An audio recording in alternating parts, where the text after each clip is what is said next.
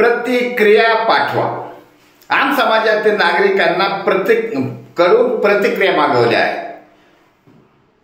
सर्व समाजाकडून, सुशिक्षित स्वाभिमानी नागरिकांकडून, सुधारकांकडून, समाजसेवकांकडून, विश्लेषकांकडून, सर्वांकडून एक प्रतिक्रिया मागवल्या आहेत। सैनिक समाज पार्टीच्या व्यासपीठावर प्रतिक्रिया मागवल्या आहेत। इन रिगार्डिंग सरकारने असा आदेश काढला आहे, ते पेपर कात्रण आलेला आहे।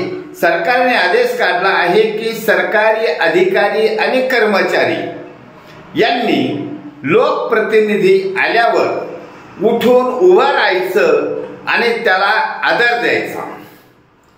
आता हा जो आदेश काढलेला आहे, या आदेशावर चिंतन मंथन केलं। अनेक सुशिक्षित लोकांपर्यंत त्याचं चिंतन मंथन झालं। रिटायर्ड प्राध्यापक आहेत, रिटायर्ड न्यायाधीश आणि तज्ञ लोकांबरोबर चिंतन मंथन झालं। त्याच्यातून एक गोषवारा काढला की ऍक्च्युली हे अधिकारी MPSC UPSC अशा कठीण परीक्षा पास करून त्या पदापर्यंत पोहोचले आहेत। ते जवळजवळ सामान्य कुटुंबातले आहेत, परंतु सुशिक्षित आहेत, इंटेलिजंट आहेत, म्हणून त्या पदापर्यंत गेले आहेत।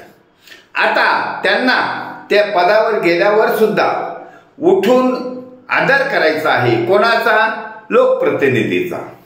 मग हे लोकप्रतिनिधी कोण आहेत याच्यावर विश्लेषण केलं आहे। एक लेख पण मी जारी केला आहे।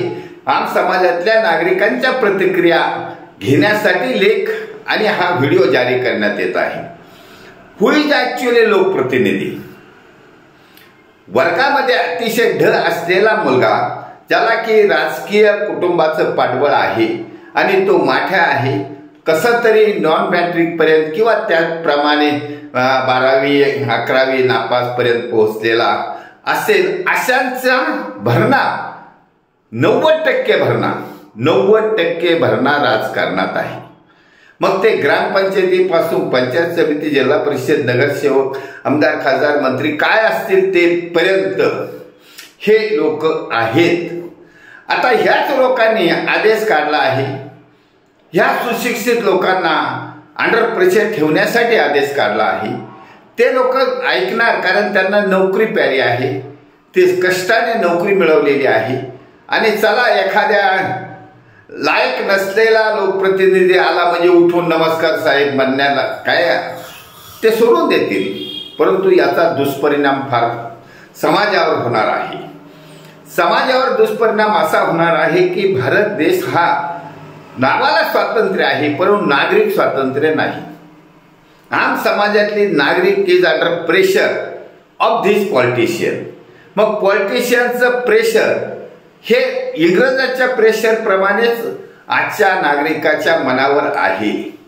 आणि आता जर अशा आदेशाप्रमाणे, कारण सरकारी अधिकारी कर्मचारी ऑलरेडी यांच्या दबावात गेलेला आहे आणि नोकरीसाठी तो त्यांचा ऐकत आहे, आणि त्याच्यानंतर त्याने ह्या अधिकाऱ्यांनी तोच पांडा त्याच्या दबावात आहे, म्हणजे तोच दबाव समाजावर जाणार आहे।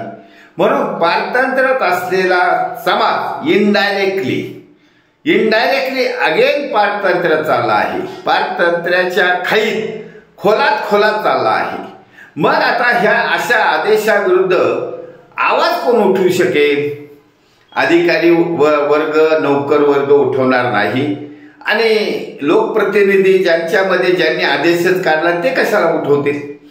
मग आता आम समाजातील नागरिकावर याचा इनडायरेक्ट परिणाम होत आहे। त्यांना जागृत करण्याचं कार्य सैनिक समाज पार्टीने हाती घेतलं आहे। सैनिक समाज पार्टीने आम समाजातील नागरिकांना आवाहन केलं आहे की या आदेशाचा सदुपयोग काय होणार आणि दुष्परिणाम काय होणार, समाजावर काय होणार, समाजाच्या मानसिकतेवर काय होणार, याच्यावर तुम्ही चिंतन मंथन करायचं आहे आणि मला फोन करायचा आहे, सैनिक समाज पार्टीला फोन करायचा आहे। आता मी लेख जारी केलेला काही मिनिटं झाले असतील तरी मला 2 प्रतिक्रिया आल्या, तज्ञ लोकांच्या आल्या। एक निवृत्त न्यायाधीश साहेबांची आली आणि एक निवृत्त प्राध्यापकाची आली। त्यामुळे त्यांनी जरी सांगितलं लोक येतील का, मी म्हटलं नाही आले तरी चालेल, परंतु लोकांना मार्ग दाखवायचा आहे. सैनिक समाज पार्टी ही तुमच्या हितासाठी आहे.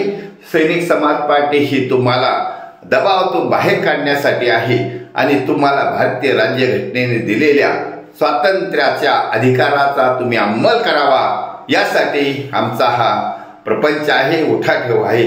त्यासाठी तज्ज्ञ माणसं आम्हाला नक्की साथ देणार आहेत. त्याबद्दल सर्वांचे धन्यवाद. भारत वर्ष की जय. छत्रपती शिवाजी महाराज की जय. सैनिक समाज पार्टीचा विजय असो.